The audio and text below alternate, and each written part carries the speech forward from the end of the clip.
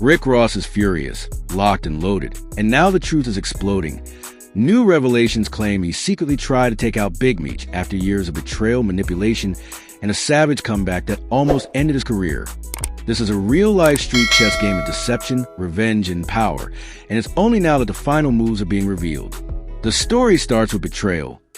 Deep, personal, and hidden behind years of smiles and public admiration.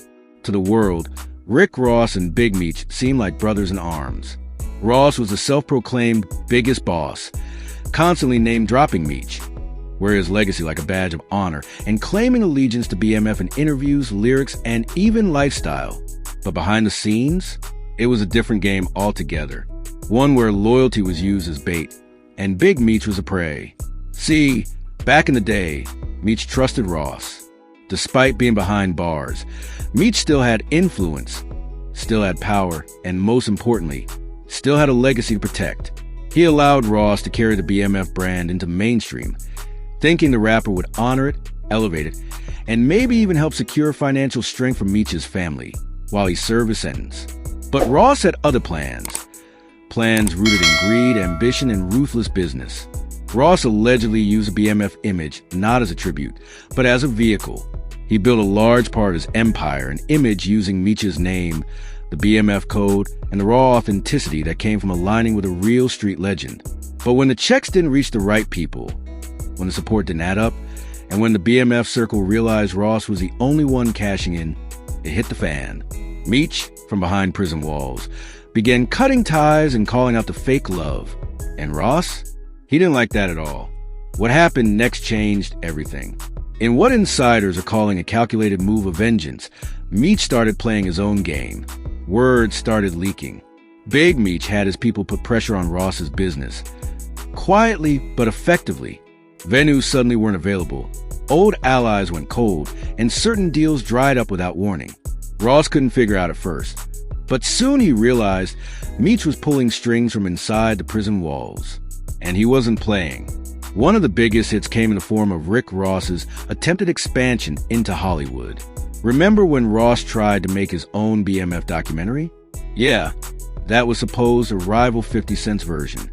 He even lined up actors, producers, and backers who wanted to jump ship from 50's show.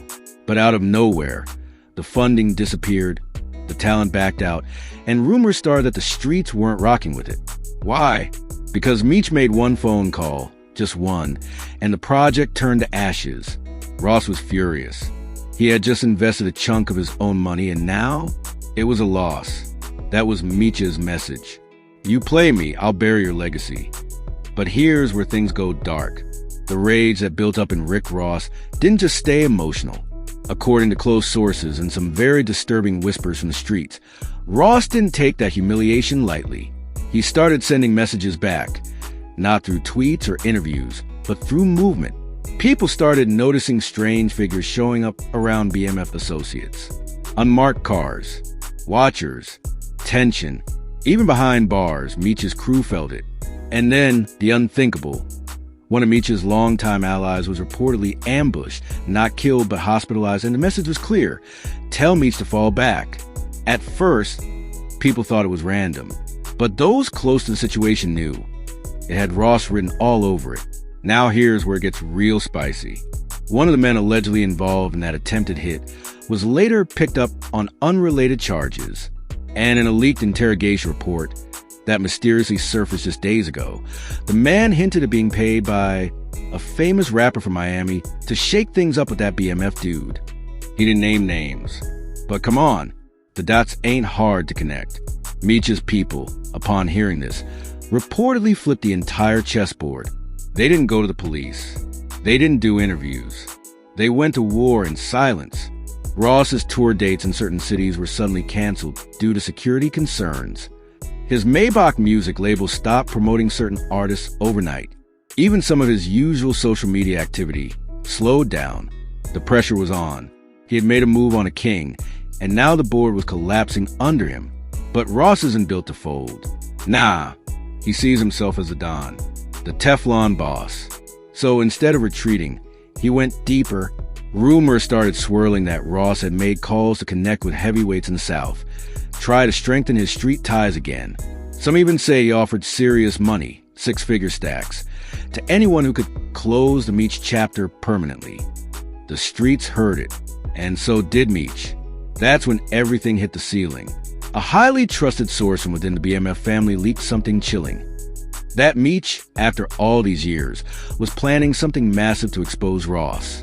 We're talking full-on betrayal files, recorded phone calls, letters, payment records, and even statements from people Ross once did business with under the table.